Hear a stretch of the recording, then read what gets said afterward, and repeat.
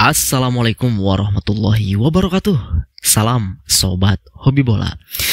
Selamat hari Rabu teman-teman. Semoga selalu dalam keadaan sehat walafiat ya.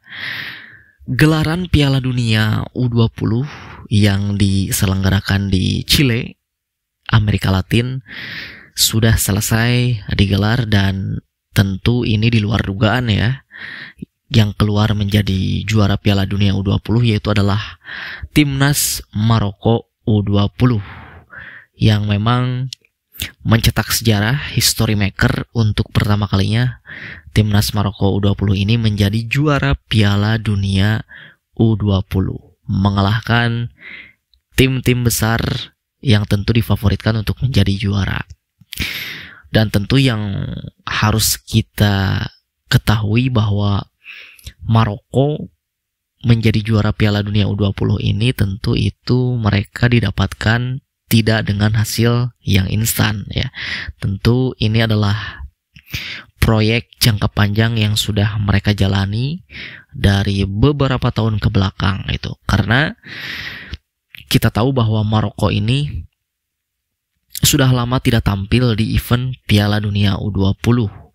Mereka terakhir kali tampil di Piala Dunia U20 ini pada tahun 2005 lalu gitu. Jadi kurang lebih sekitar 20 tahun baru mereka kembali lagi tampil di Piala Dunia U20 pada tahun 2025 ini. Nah itu tentu yang poin-poin yang harus kita pahami.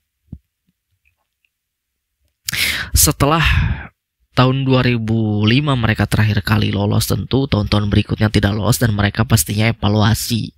Kenapa kelompok timnas umur mereka, Maroko, ya khususnya timnas U20, sulit untuk kembali menembus atau lolos ke Piala Dunia U20. Nah tentu mereka akhirnya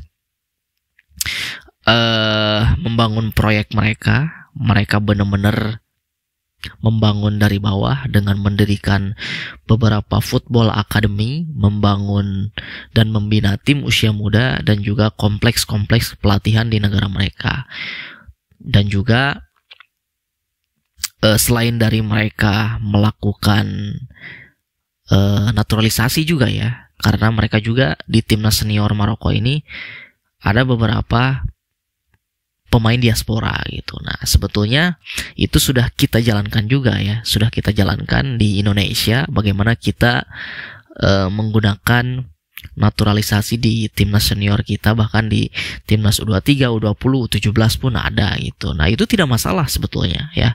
Kita menggunakan para pemain diaspora kita untuk membangun tim sepak bola di negara kita itu tidak masalah. Dan menurut saya pribadi ya sah-sah aja gitu selama para pemain ini punya keturunan, punya darah dan juga eligible untuk dinaturalisasi, ya gas aja gitu. Apalagi pemain-pemain tersebut punya kualitas gitu, itu tidak masalah. Tetapi juga tentu di lain sisi kita juga harus diimbangi dengan pembinaan usia mudanya, seperti apa yang dilakukan oleh Maroko ini. Dan tentu hasilnya itu tidak instan. Dan akhirnya 20 tahun kemudian Maroko ini bisa kembali tampil di Piala Dunia U20. Dan di luar dugaan mereka justru bukan tim yang diunggulkan gitu. Bahkan mereka tergabung di grup yang sangat-sangat berat ya.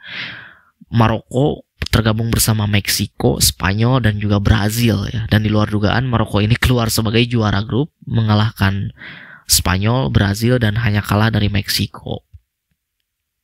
Lalu di babak 16 besar mereka bertemu dengan tim Asia, Korea Selatan, dan secara permainan ya Maroko ini kalah gitu dari Korea Selatan secara penguasaan bola, kreativitas, peluang, shoot on target dan lain-lain. Tapi Maroko ini benar-benar sangat efektif dalam hal counter attack gitu. Jadi benar-benar mereka menggunakan sistem reactive football.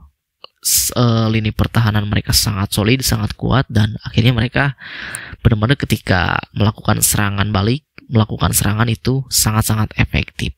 Dan terbukti dari semua pertandingan yang dijalani oleh Maroko di Piala Dunia U20 ini, mulai ketika melawan Spanyol, Brazil, Meksiko, Korea Selatan, lalu Prancis dan juga terakhir di babak final menghadapi Argentina, Maroko ini tidak pernah unggul dalam penguasaan bola. Bahkan ketika di babak final menghadapi Argentina, mereka hanya menguasai sekitar 20%-an lebih itu, sementara Argentina 70% lebih dan dibombardir oleh Argentina. Tetapi karena itu tadi, mereka punya mentalitas juara yang sangat luar biasa, lini pertahanan mereka sangat disiplin, dan tentu pelatih mereka benar-benar punya visi, punya filosofi dan skema permainan yang jelas, dan tahu juga kualitas para pemainnya, sehingga tentu ini bisa dimaksimalkan oleh timnas Maroko 20 ini gitu ya. Dan coba teman-teman bisa lihat nih ya, kita lihat skuad timnas Maroko 20 ini. Nah, ini mayoritas para pemain Maroko 20 ini bermain di Eropa. Nah, dan tentu ada beberapa pemain kuncinya seperti penjaga gawang nih. Penjaga gawang utama si Yanis Bencao ini main di Liga Prancis ya, di AS Monaco 2, tim reserve. Lalu penjaga gawang keduanya si Ibrahim Gomis juga sama, bermain di Marseille. Ada juga pemain terbaik Piala Dunia U20 yaitu si nomor 7 Othmane Maama, itu main di Watford ya.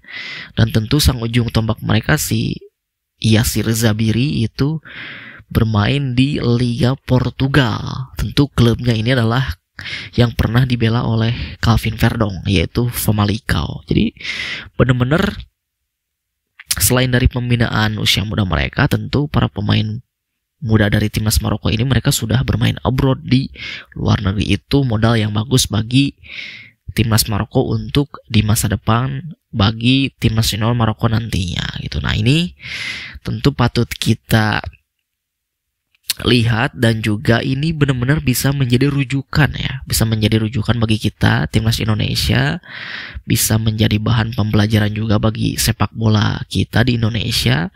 Ya kalau bisa sih kita studi banding ke mereka gitu, bagaimana cara membangun tim mulai dari bawah, mulai dari usia dini, pembinaan usia dini seperti apa yang dilakukan gitu. Tentu itu bisa kita pelajari.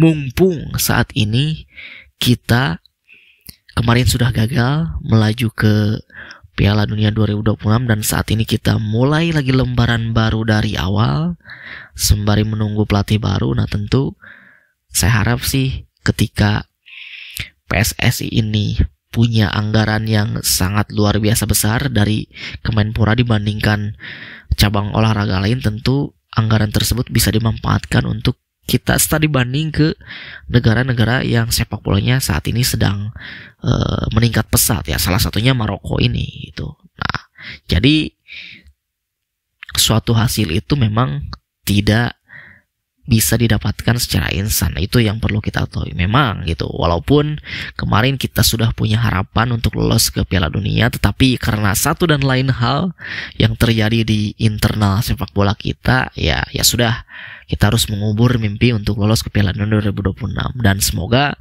kita bisa membangunnya lagi untuk bisa lolos ke Piala Dunia 2030. Dan ya kita mulai dari sekarang gitu. Kalau boleh, saya sebagai fans timnas tadi mengusulkan gitu, bagaimana PSSI ini bisa belajar studi banding ke Maroko ini, salah satunya yang telah berhasil di kelompok usia mudanya, dan bahkan mereka mencetak sejarah itu untuk pertama kalinya menjadi juara Piala Dunia U20 walaupun itu kelompok umur gitu. Dan ya itu juga diimbangi dengan timnas senior mereka ya, setelah di tahun 2022 kemarin di Piala Dunia mereka lolos ke 4 besar secara mengejutkan. Tentu di kelompok-kelompok usia pun diikuti juga ya. Piala Dunia U20 mereka juara, U17 juga mereka nanti lolos, akan bertanding juga. Apakah nanti mereka juga akan, timnas U17 Maroko ini akan sama seperti timnas U20 Maroko, kita nantikan gitu ya. Jadi benar-benar sekali lagi ini tentu perlu keberhasilan sepak bola Maroko ini pastinya tidak hanya satu unsur ya, tentu ada keterkaitan lain, ada berbagai stakeholder yang terlibat di dalamnya gitu. Maka dari itu Indonesia harusnya bisa belajar dari Maroko. Kita tahu bagaimana Jepang gagal lolos ke Piala Dunia 94 dan akhirnya mereka benar-benar berbenah, benar-benar memperbaiki kualitas liga mereka. Dan salah satu yang dilakukan mereka apa? Mempelajari kompetisi liga di kita di Indonesia saat itu, liga downhill gitu. Dan tentu hasil dari pembelajaran itu terus mereka kembangkan, dan akhirnya Jepang bisa lolos ke Piala Dunia 4 tahun berikutnya hingga sampai tahun depan itu tidak pernah absen. Dan kualitas liga mereka saat ini tentu menjadi salah satu yang terbaik juga di Asia. Nah itu yang mesti kita pelajari dari beberapa negara-negara yang sudah saat ini